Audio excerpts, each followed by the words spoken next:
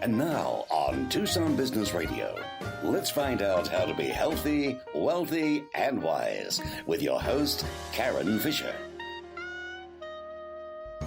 Good afternoon and welcome to today's broadcast of Healthy, Wealthy, and Wise.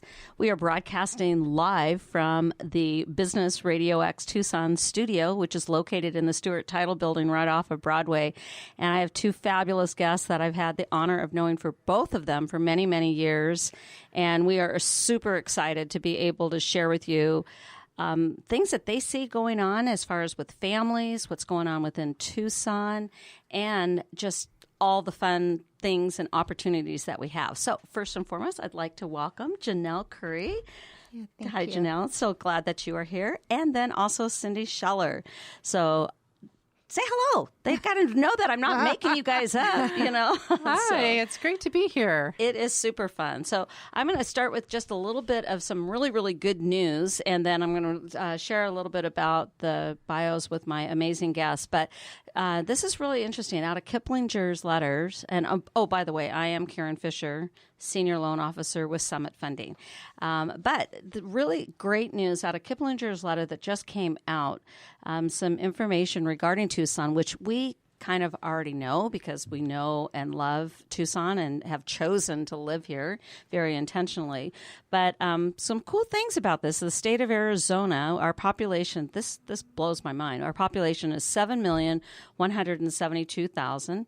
I think most of them are up in Phoenix versus here. You know, they were about 3 million. That's okay. They can stay up there. Get this, the unemployment rate for our state, the whole state, is 5%. That's very low, very, very low. In 2019, the job growth prediction, we have had 2.5% job growth, so we created 72,300 jobs, which I amazing. definitely am seeing. And the prediction for 2020 is actually going down, and this is a very interesting reason why.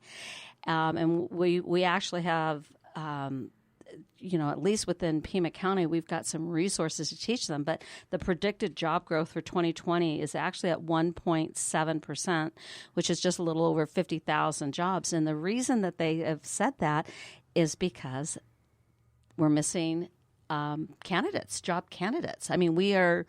I know, Cindy, you're For sure. looking at hiring right now. Yes. And Yes, getting that definitely. right person with the right skills. So Yes.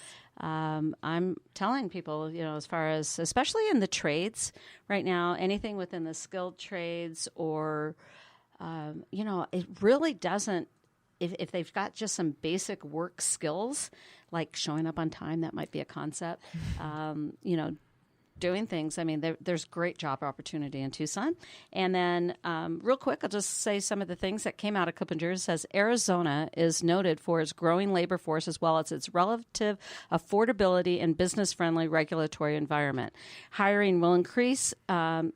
This is for 2019. It increased just a tad below 2018's 2.7 rise. And this is the part that I think is healthy because we've lived through Arizona when we had some unhealthy growth.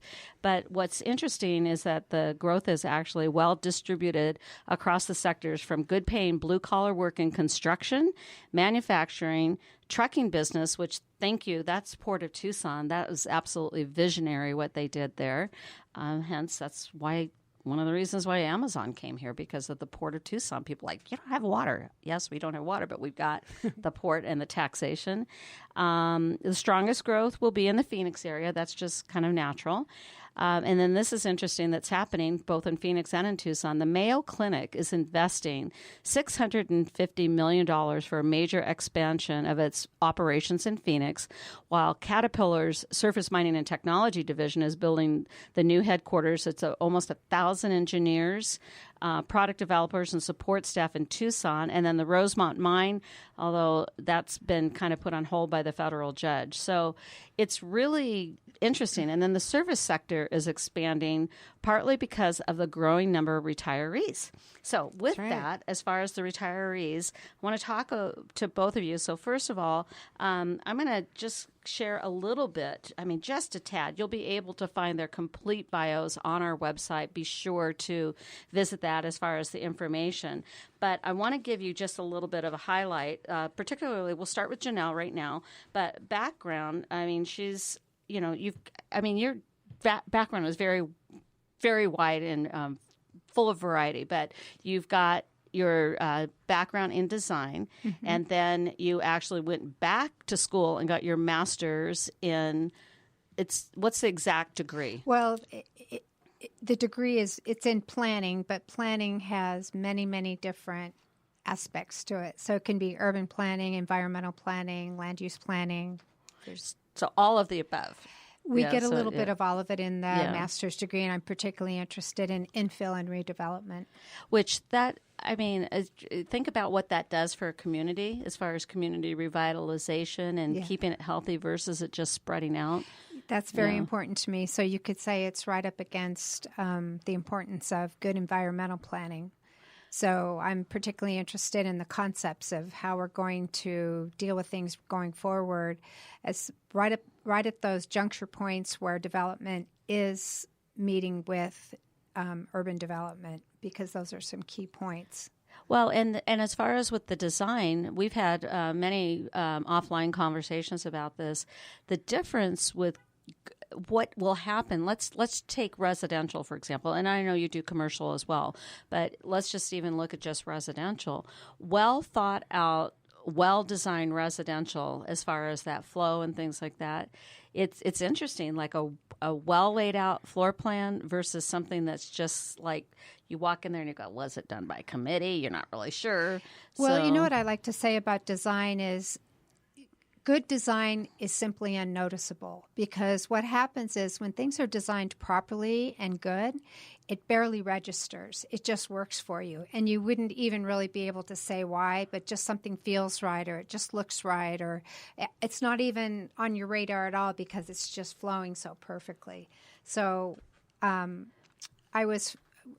got a lot of good training from an industrial designer, and we always talked about less is more. And there's always a really critical point where we can over-design things, but it's that perfect point of just in between that really makes design work. So what are some of those perfect things? Or well, I would love to see, just from what you see out there, what are some of the mistakes that you go, the cringeworthy mistakes? Oh, my goodness, the list is so long. But I'll just say a really simple thing, because I talk about remodeling on my blog quite a bit. And one of the biggest mistakes people make thinking they're creating value in their home is let's enclose our garage and throw some carpet down and we'll make it a family room. And then we've created more space for our home. But in fact, it can ruin the flow of your floor plan. I've also seen people enclose the patio in the back, and then all of a sudden you have to walk through another room to get to it. And what people don't realize is that can actually ruin the value of your home, because now you have a dysfunctional floor plan. And that's actually way more important than the square footage you just created. Well, and the interesting thing, I've walked into different houses and the square footage, so like, for example, in one home that I know of, the square footage was only about 2,200 square feet, but it felt much larger. It actually had more, I guess the best way of saying it is livable or usable space. Mm-hmm. And then I've been in homes that are like 3,600 or 4,000 square feet, and it's just like my words are that it felt clunky. Is that, just like, why is that there? It doesn't make any sense. That's a perfect description for when design is not working, because you're absolutely right. You can be in a smaller space and it can feel really spacious. And one of the things I talk about in my blog is that if you're in a smaller space, it's really important to use the same materials and same colors, same flooring, same wall color, because that actually creates continuity. Only in big spaces can we use a disruption of color and floor change and other things like this, because the space can handle the change. But when it's a small space, it's really critical to maintain everything being the same, because it makes it feel bigger. just like lighter colors make a room feel better. White ceilings make it feel taller. Right. And do you see people moving towards designing for the future? More and more people want to age at home in place, but their homes are not designed for that in many, many cases. So are people even thinking about that? They are, but unfortunately, like we're in this love affair with the color gray right now, and I feel like saying, okay, stop already, because if you do that now, you're already becoming out of fashion. So that's an example of where it's gone beyond the point of it being the right thing to do for the future, because we are moving on to the next thing. And there are many, many things like that. But there are some really simple things you can do to your home, even though it might be out of date. I live in an early 60s home, and there's only a few things I did to open up the space to make it feel more modern. So what were the things that you did? I just removed, it's funny, I don't know what the thing was in the 60s, but I had a beautiful beam that was completely enclosed with drywall, and they dropped the roof line, the ceiling height down. So I just opened up that one small space, and it completely transformed the volume of the room. And another thing I did was in the kitchen, I just took out one wall that divided the dining room from the kitchen space, and that created space. I put recessed lighting in the ceiling. That makes the ceilings feel taller. So just little tiny things, and they're not necessarily a lot of money. There's nothing that makes me sad is when I go and I look at hundreds of homes every year, is to see someone spend a lot of their hard-earned money on bad ideas or bad or outdated colors, because that actually doesn't help them. If homes are still one of the biggest assets we have, we need to be kind of mindful about the things that we're choosing to do to it. How did you know about the beam if it was covered in drywall? It was just a wild guess. See, she knows this. I'm done. Well, and then it was Cindy, as far as so behind the scenes, Cindy Scheller, and again, we're healthy, wealthy, and wise. One of the key things with Cindy, as far as the health piece of it, is that you behind the scenes, you've been an absolute godsend to me as we've been dealing with some of my in-laws and the issues as far as the elderly and the health issues and things like that, and the non-medical home health care, which it's funny to me what they consider to be non-medical, because I think to myself, oh my gosh, it seems kind of medical to me.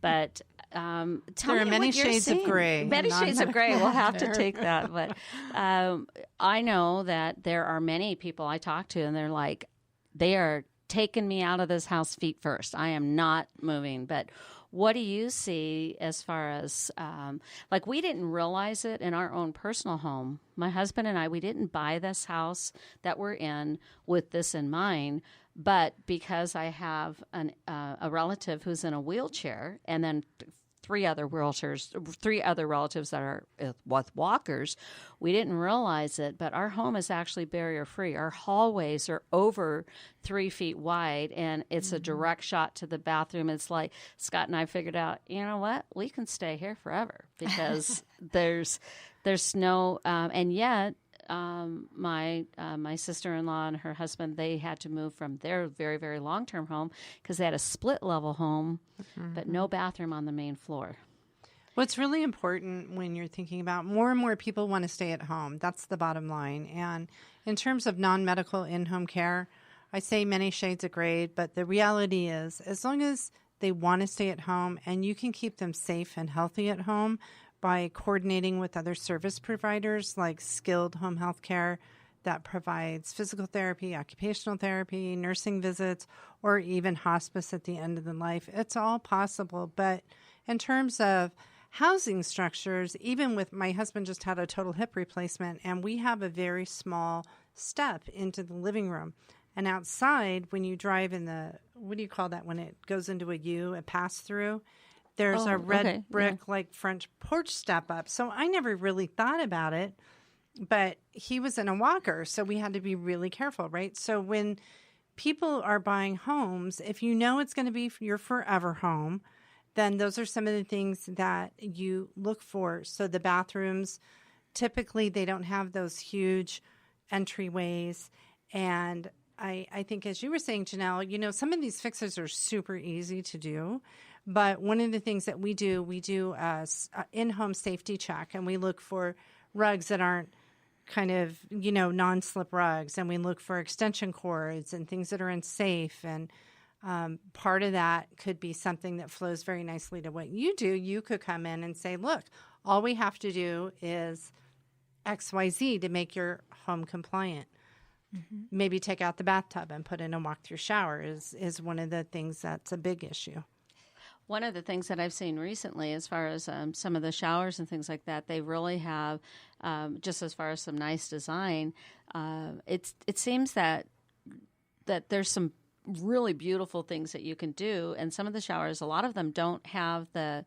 One of the things that was super popular in the 70s was the bathtub with the doors on it, and then the showers there. So you're having to step over the bathtub to get into the shower. Yeah. And that's in our old bathroom, and I just think that was really stupid who came up with that plan. But it's great that Janelle said that, because our house was built in 1958. And the master bathroom shower is really tiny. You can only stand one way, and I cannot wait to remodel my bathrooms because they're built for very small individuals. You might fit in it, Karen, but Lee and I have a hard time. And when you think about remodeling, all you're thinking is, oh my gosh, this is going to cost me $100,000 to remodel my house. Well, it's interesting you brought that up, because I had the same problem. And it was especially true in the 50s and 60s. The master bathrooms are only one person can stand in there at a time. Half a person, really. Yeah, they're really Half teeny. A person. So I had the same problem in my house, and I happened to realize that in the hall there was a closet, and I actually gave up the hall closet and acquired that and expanded the shower. And we did the same thing. We created so there's no step up. And actually, I was thinking about being older, and I'm getting this more and more, and about any kind of steps in homes. And I have people tell me, look, don't show me anything that's got steps in it. And so it is something we need to think about, and not having movable doors and not stepping over things, and having, it's just, I really hate those hospital grab bars. Can't we come up with something prettier than that? But well, they actually do have some things that are out there. They're not as inexpensive as grab bars, but there are some other things out there. My mother lives with us as well, and we have a bathtub that you step over with glass doors that needs to come out as well. But she's a very young 78, and so she deals with it. But that's, something we all have to deal with. So I think it's awesome that there are people out there like you that can help navigate some of those remodeling questions. Yeah. Well, and even with the grabs, so what are some of the things that you're saying that are maybe the alternatives, because it's got to be anchored in and things like that? The one thing that my brother and my sister-in-law and brother-in-law did when they put in their tile and they put in the grab bars, they used the grab bars at least in the same color, because he's a quadriplegic, so there's a lot that they needed. And at least it kind of just faded away, that maybe about that color, instead of that, you've got white tile and now you've got this silver thing sticking out. Well, I think some alternatives, you can just simply go to a yard sale and find some interesting grab bars, handles of some kind. There's all kinds of fun ways to do it. You don't have to do the really big, round, wide ones. There's many different options. Some ways to make it aesthetically pleasing. Just having a bath bench in the shower would be for a lot an of advantage. People. Yeah. Until you need it, you can use it to shave your legs. Let's be honest. Well, yeah. It's huge. Well, Cindy, let's talk a little bit about so your background. You have been in home health care now. It's been. I'm not telling. You have to. A long time. I've been in the healthcare industry for 25 years. 25 years. And I've owned my own business for started in 2015. So my background. Well, you had worked for so many other companies. You were in charge of I did. All of them, yeah. I've worked in assisted living. I've worked with hospice. I've worked in home infusion therapy. Ran large home health care agencies. my company, Caring Senior Service, we specialize in non-medical in-home care and case management. And the majority of our clients are pretty high acuity, and not by choice. It's just the referrals we get, which is a testament to our staff and our home health aides and our caregivers. But one of the things that's happening right now, because as we've got, because the population, certainly as from Kiblinger's letter, the number of retirees and things that are here, one of the things that I see happening, and I would love for you to talk about the options, where I've often seen where people have come and they've got their winter home and their children may be back east or in Chicago or whatever the case may be, and mom or dad gets sick.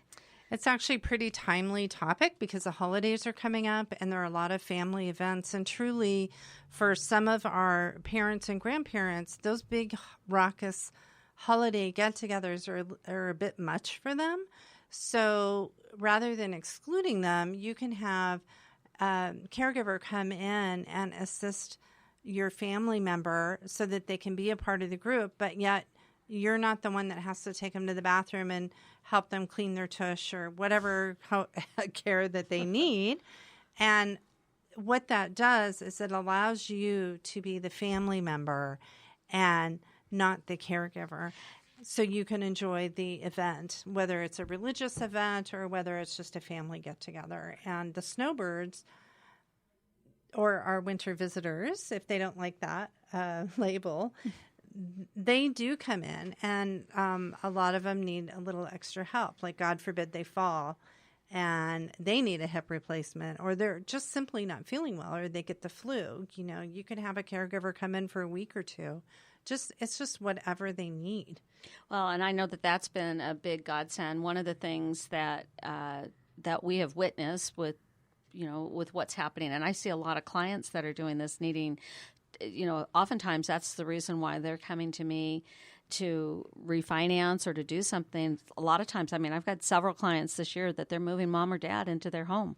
And yet I worry about them, and I've seen them afterwards. Some of the statistics that are here, and this one is particularly alarming, is that the caregivers themselves, so they're not even the one that's sick or injured, but they have a 63% higher mortality rate. The family caregivers. The family caregivers. Because they're taking care of their loved one. And oftentimes with caregivers is family caregivers, all caregivers really, there's a few things that happen. So the caregiver stress that happens is huge. They are at greater risk for health issues. They're at greater risk for depression. They simply get tired and oftentimes don't know they're tired. I have a client right now, and she's been a long-time business colleague of mine, and her mother-in-law lives with them, and she has been her primary caregiver, and she has her own business. And we talked a couple years ago, and she finally came to me and said, I need a break. I want to be the daughter. I want to be the daughter-in-law. I don't want to be the caregiver full-time. And they finally made the choice to bring in staff. We only go 2 or 3 days a week when she has a meeting or whatever. And it's brought her a huge sense of relief. And the great part for her mother-in-law is that our caregiver takes her to the mall. They go to the movies. They go shopping. They do all the things that her mother-in-law loves to do. And then my client can go out and run her business and have some me time.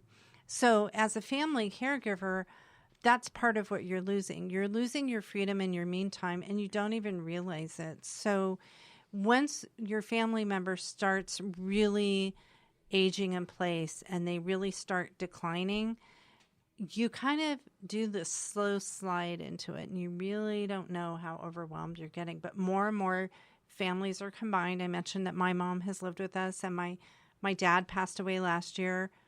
My mother-in-law lived with us for a while. So resources like our agency are out there to help. Well, and even in your own family, you used your own care.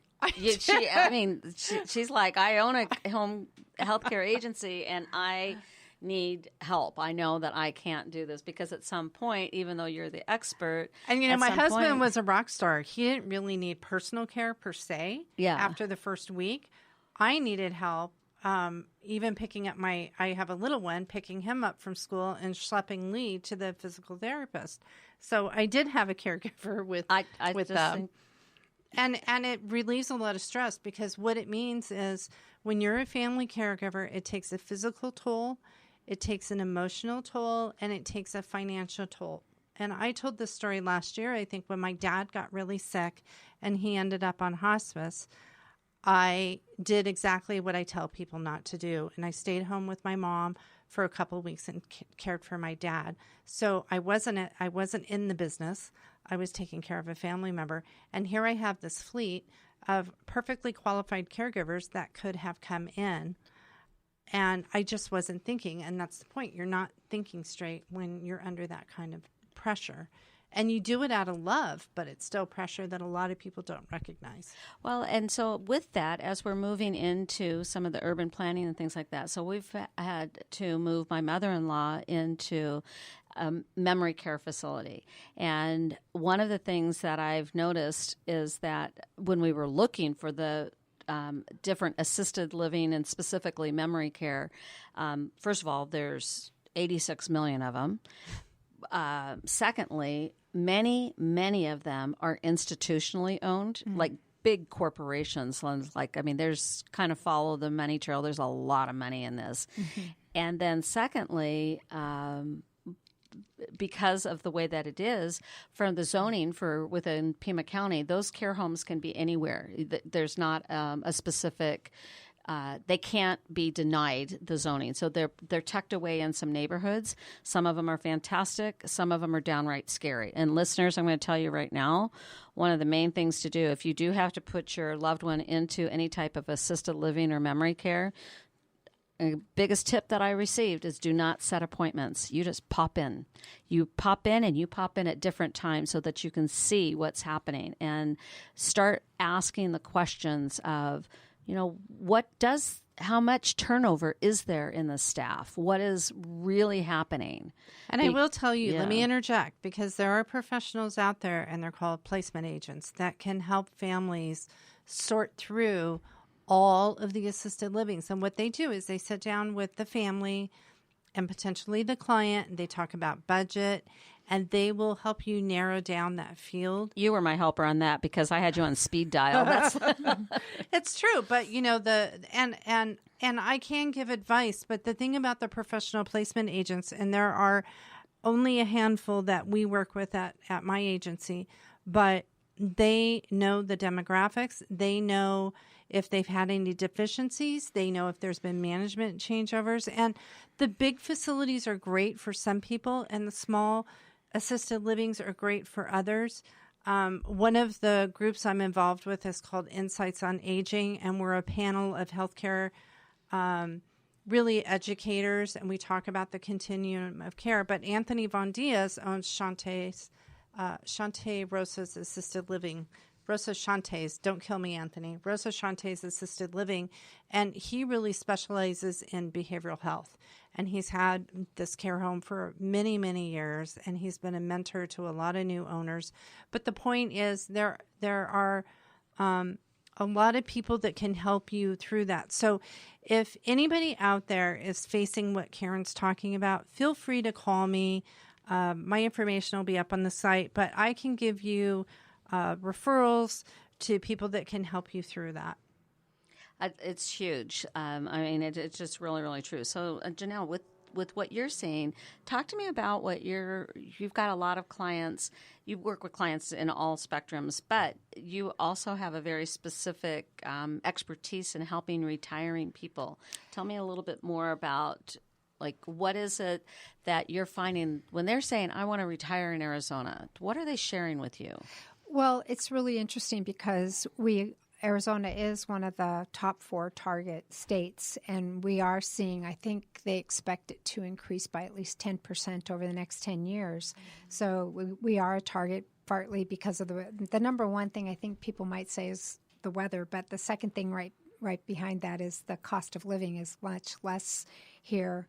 And there are a lot of states that are starting to move toward, they're doing higher density infill by making special zoning changes for allowing people to have guest houses if they stay under a certain size. And that, I think Tucson needs to catch up to that, because I think that's where we're headed. Because while there are a lot of people that are looking for more independent, the people that are looking for independent living, I think having the availability of making a higher density in smaller spaces and that are close to amenities. I mean, that's the big movement in planning, is starting to create less car-centric development, because we're starting to go, wait a minute, we're starting to get a lot of sprawl, and it's making people feel more disconnected. So there's actually a big movement toward condensing and bringing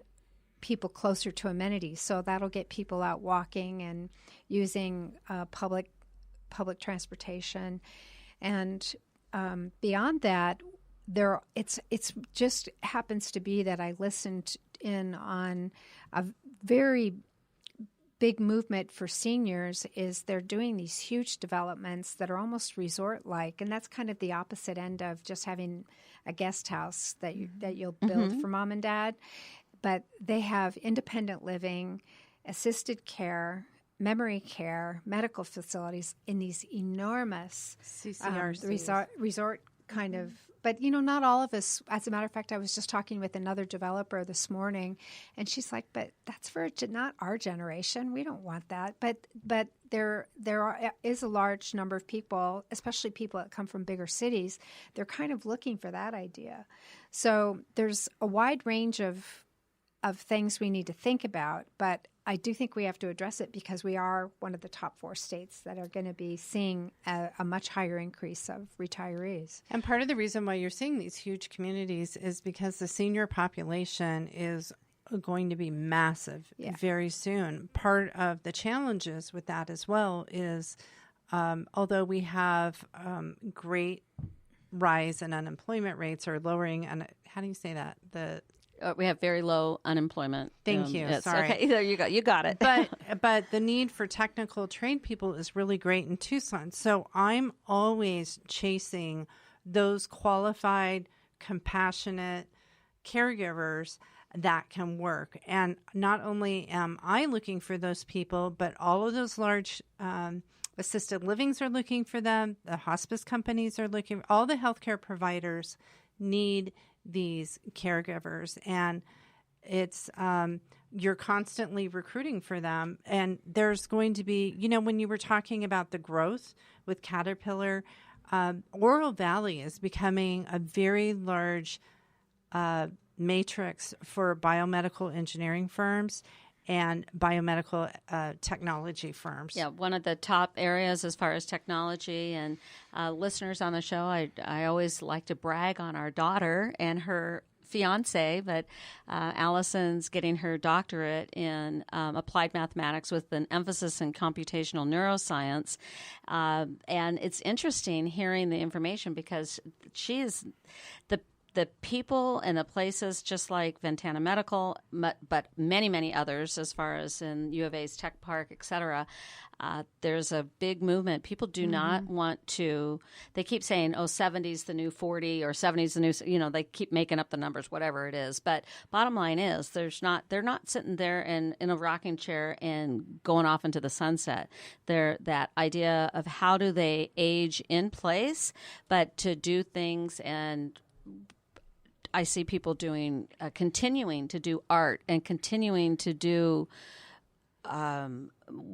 mentoring and business and entrepreneurial things.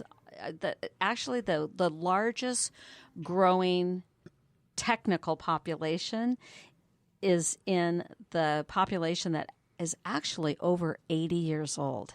Isn't that interesting? You think, they don't know how to use the computer. That is that's the fastest growing segment of those technology. And they'll say they want to be able to see their grandkids, and they want to be able to connect with the rest of the world.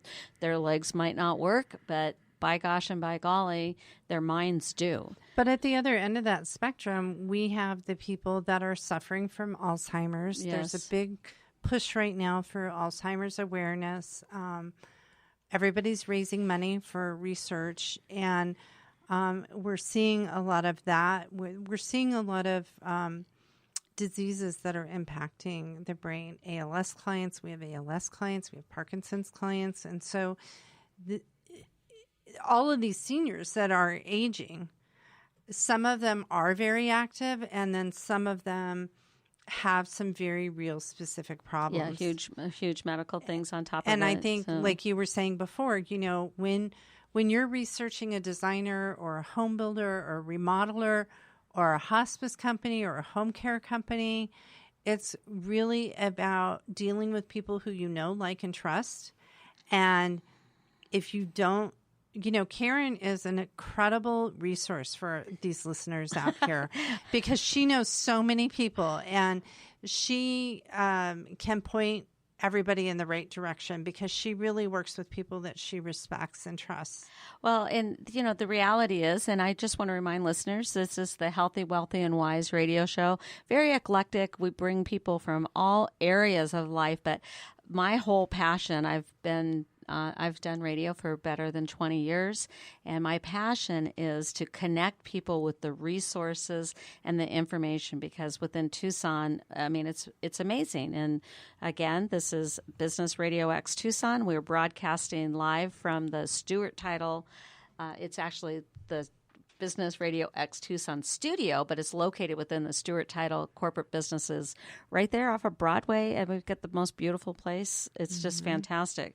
But one of the things that I see, if you think about my business, it's such a bizarre business of my own that first and foremost, I ask all the questions that your mother told you weren't allowed to ask. How much do you make? What's in the bank? And oh, by the way, what's your age? And you can't fake it. You have to prove it to me. And oh, by the way, you got to prove it to me not once, not twice, but 3 times according to the new federal regulations. So with that, I see people as far as these resources and the things that they need. And that's why I wanted to have both of you here as far as the show and to talk about what are the things and the possibilities. So one of the other things that I'm seeing some of my retirees doing is they want to invest in real estate. Like they're done with their corporate thing and they're now wanting to maybe buy a home, fix it, maybe hold it, maybe flip it. Talk to us about those clients that you're seeing doing that. It's interesting because that's actually the model that my financial planner told me to do, is to include real estate in part of my retirement plan. And the reason for that is because the income from investment real estate is actually taxed differently. So that's really important to retirees if they don't have a lot of deductions, which when we're thinking about getting to a retirement age, maybe we don't want to have a mortgage, but we should really think about that because sometimes we might need some deductions. And one of the avenues is investments can give us is, one, it gives us interest deduction on mortgages, but also with it being taxed differently, the income is taxed differently, that can be making a fairly substantial difference.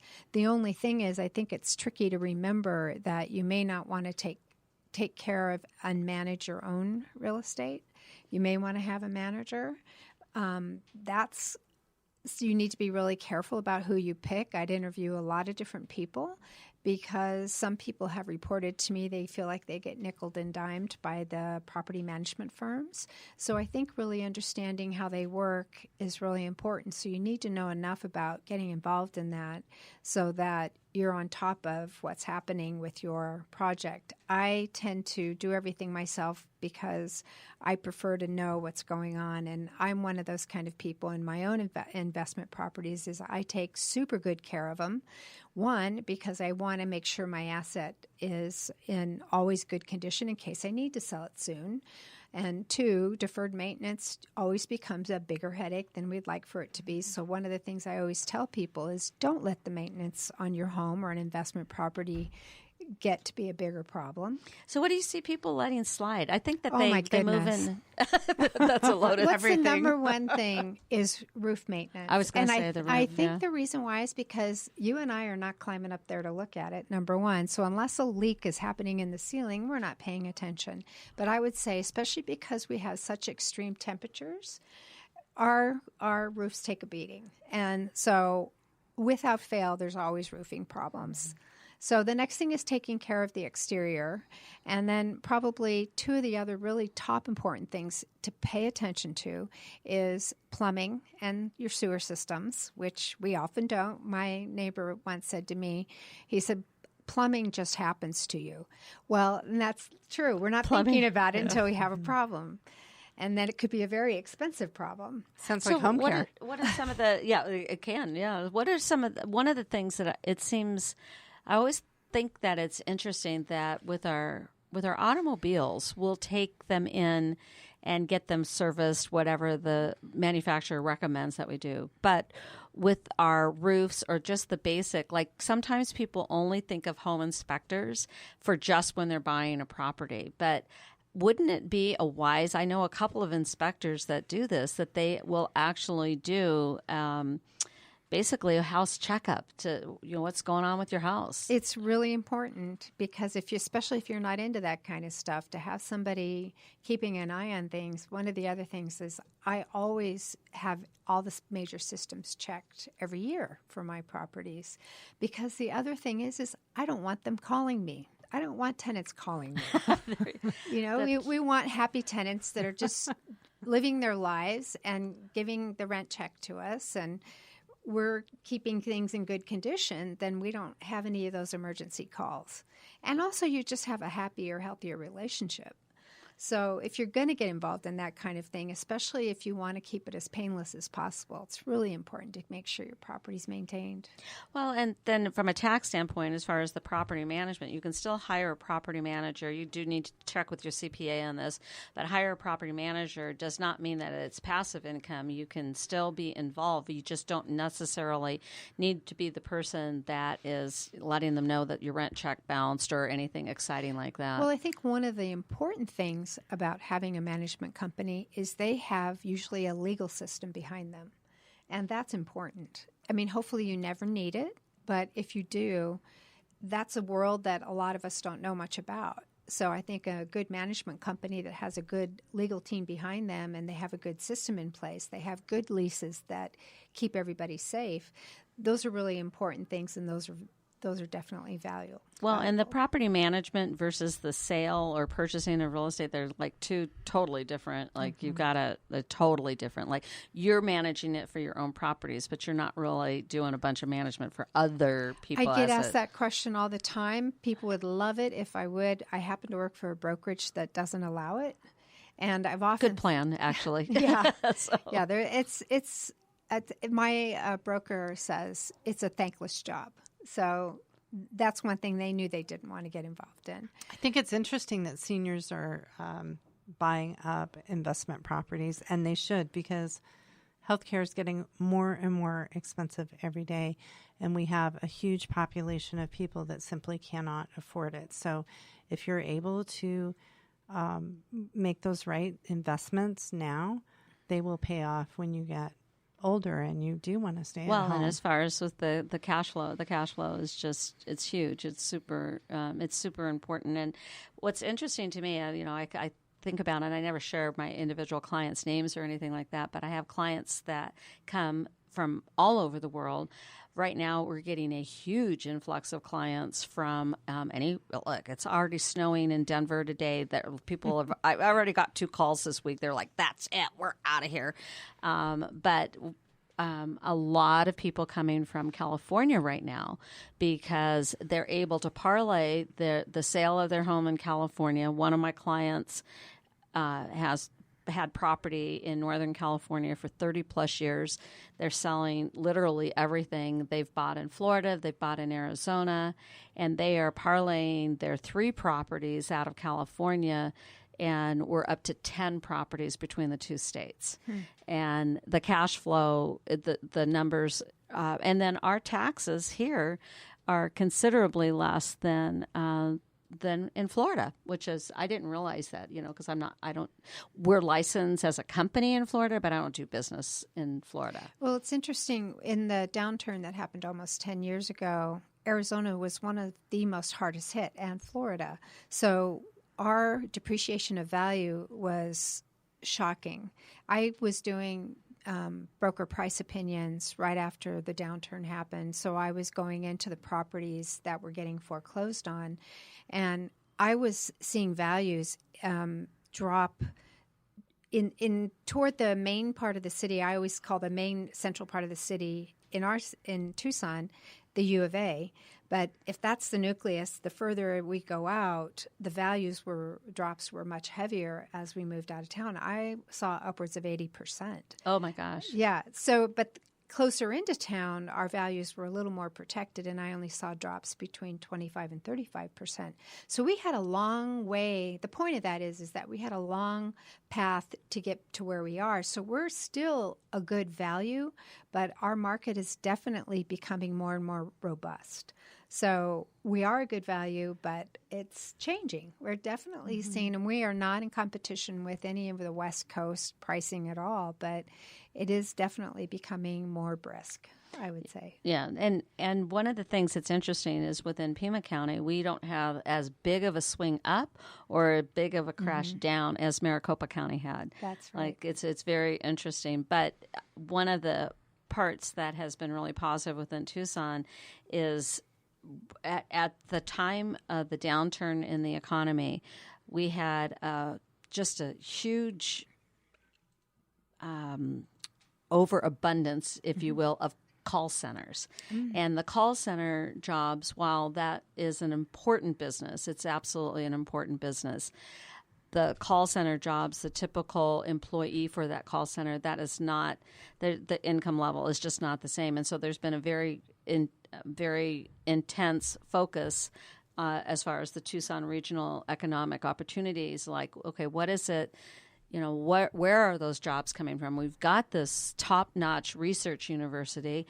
I am over the moon excited that now Oro Valley is going to have a veterinarian school. I mean, that is just huge. And then the brainstorm or the brainchild of that Port of Tucson, like that, people were laughing at the developer for the Port of Tucson. They're like, yeah, right.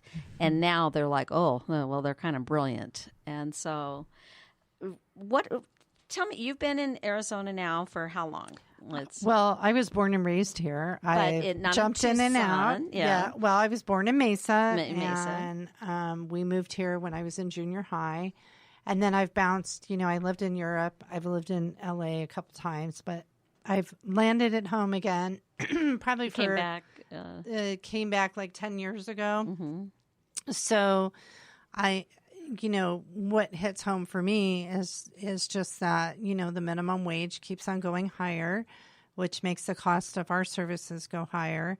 And truly trying to recruit the staff that we need to take care of our community is huge for us. And I'm hopeful every day. I feel like I've read a lot of articles about how kids are kind of moving away from degrees and going towards trade schools. And I don't know if that's a reality or just a wish of people that use tradesmen. But I know that there is a nationwide shortage of caregivers. And we knew this was coming a long time ago, but nobody's got the magic bullet to solve it. So if somebody's saying, you know what, I think I'd make a great caregiver, where would you have them?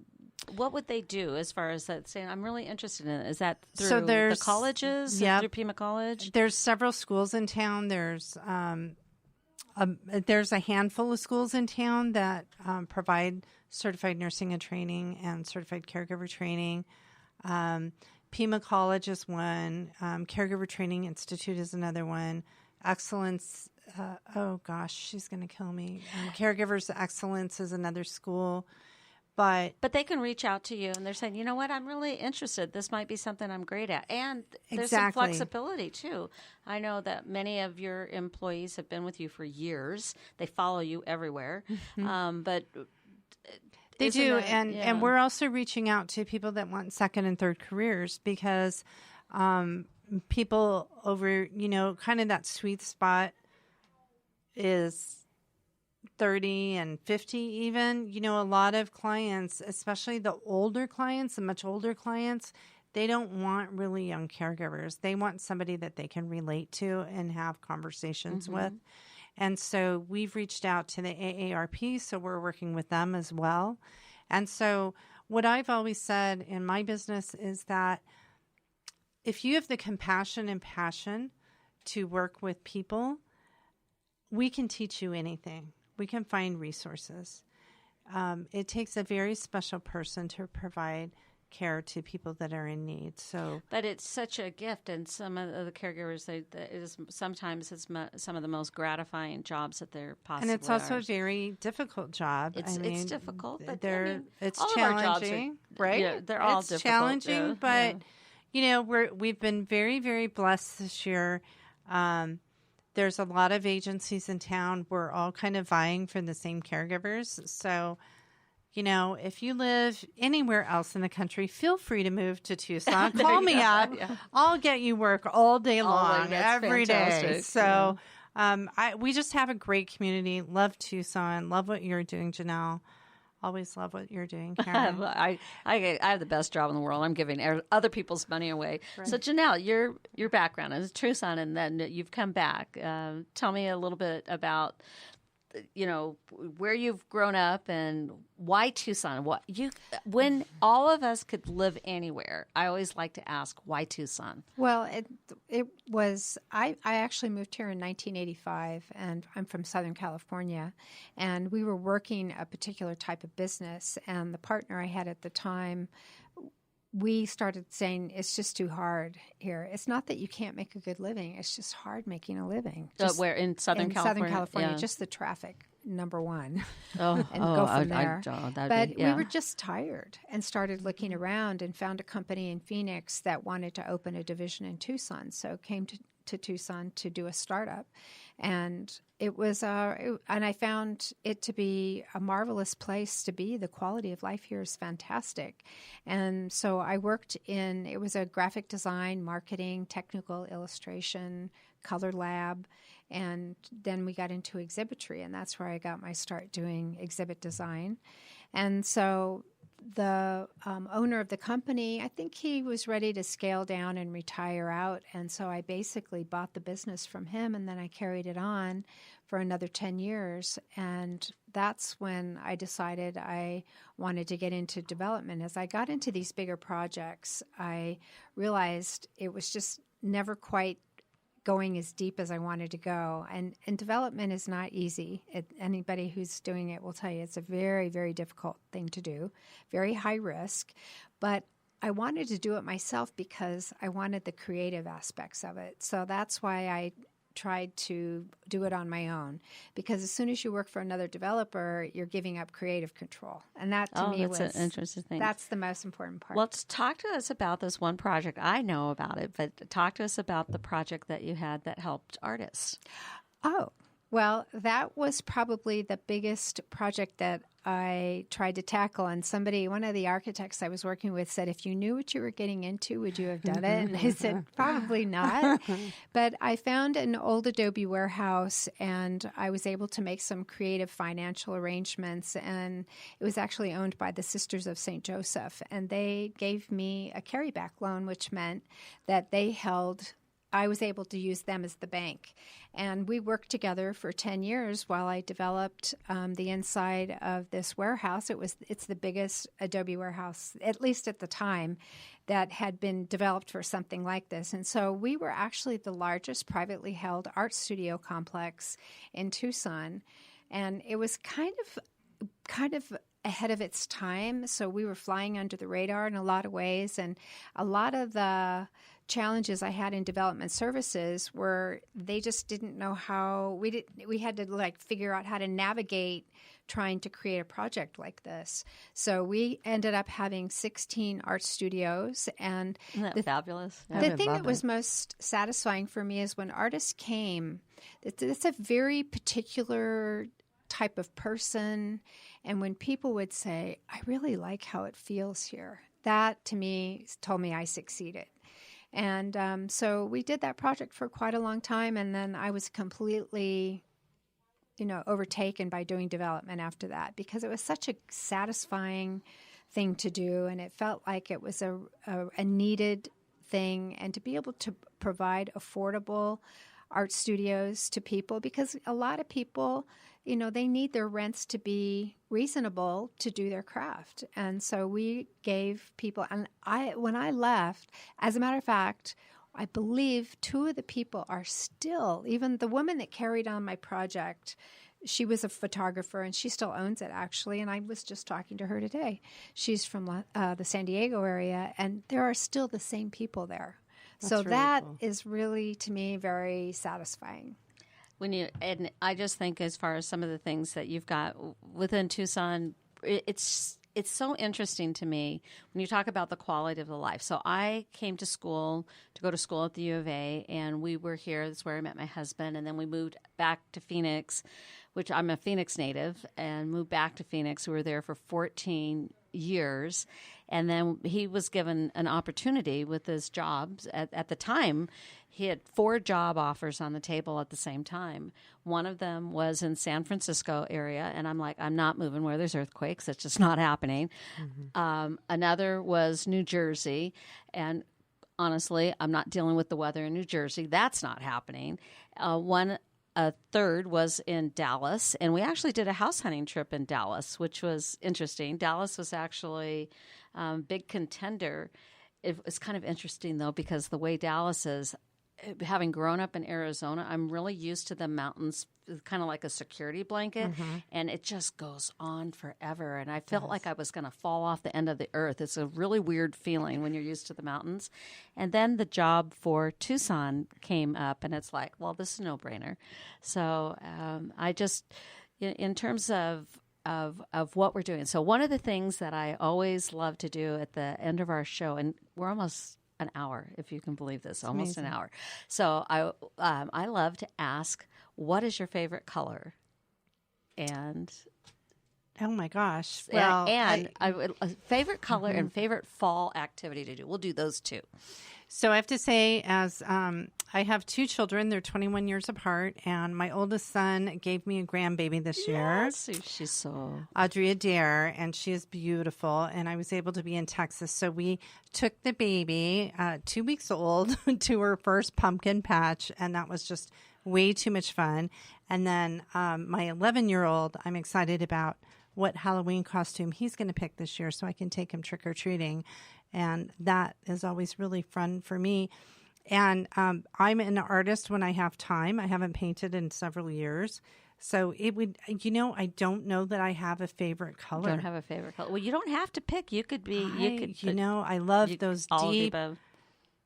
I love the colors of the master painters, the real deep, rich golds and emerald greens and royal purple. And I like just really rich and kind of that delicious deep colors.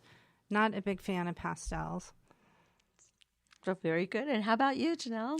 Favorite activities and favorite color? Well, I think you know what my favorite activity is. Cycling, and cycling. Yes. She now actually the weather teaches. is amazing. And I teach spin. But during the summer, we can't cycle as much because it's too hot. Yeah. Are you going to be riding in the tour? I don't do the tour because big crowds are not my cup of tea. Got it. But you love to cycle. I love being to out cycle. there. So at least 3 or 4 times a week, I'm out there. So the type of cycling, we've had these conversations offline, and I like to ride. I don't cycle like she does. I like to ride bikes, but my bike is like with the basket and the bottle of the wine and the cheese and the bread. And she's just riding the I'm just like, do you do the spin, Janelle? Yeah, she teaches spin. Oh, I would love to try that. I would probably die in the first 2 minutes, but I would like to try it. So, well, for me, as far as the fall activities, first of all, we already celebrated Oktoberfest up on Mount Lemmon. It is a tradition for us and for friends. I don't even know. I don't think we've missed a year since we moved back to Tucson, and it's been 20 years. But they have the Oompa, although the Oompa band's getting a little smaller and smaller because they're all getting older. Not so many Oompas. right now. Just tell them to call me. Yes, exactly. But also just being out. I love the Tucson mornings. I love just sitting out on our patio, watching that sunrise, and we've got the hummingbirds having their fights that they do. They're so funny. And for me personally, my very favorite color is blue, but all shades of blue, but blue. At one point in time, I looked in my closet. I'm like, oh, you really need to get another color in your closet because everything you have is blue. So one last thing, just parting thoughts. Tell us how they can reach you. I'd love your phone number. We've got the other details on there, but just your phone number. So again, I'm Cindy Scheller, the owner of Caring Senior Service in Southern Arizona, and our phone number is 520-428-0143, or if it's easier, you can call me at 1-800-SENIOR-CARE. Oh, super great. 800 number. That's cool. And Janelle? So I'm a real estate agent with Tierra Antigua Realty, and I also have a blog, livewellintucson.com. And right now I have been blogging about remodeling, and I'm going to be talking about location, which is another really important aspect about preserving your real estate. But my phone number is 520-248-0599. I do interior design and remodeling, and please let me consult with you before you start a remodeling project. She just wants to make sure your money's protected. And, and I am Karen Fisher with Summit Funding, and the easiest way to reach me is my direct line, which is 520-447-2279. That's 520-447-2279. And what I would encourage people to do is to let's take a look at the financial options. Don't make a decision. There's over 3,000 different types of loan products there. So don't decide that you can't qualify just because you decided. So without any further ado, thank you for listening. We are honored to be of service.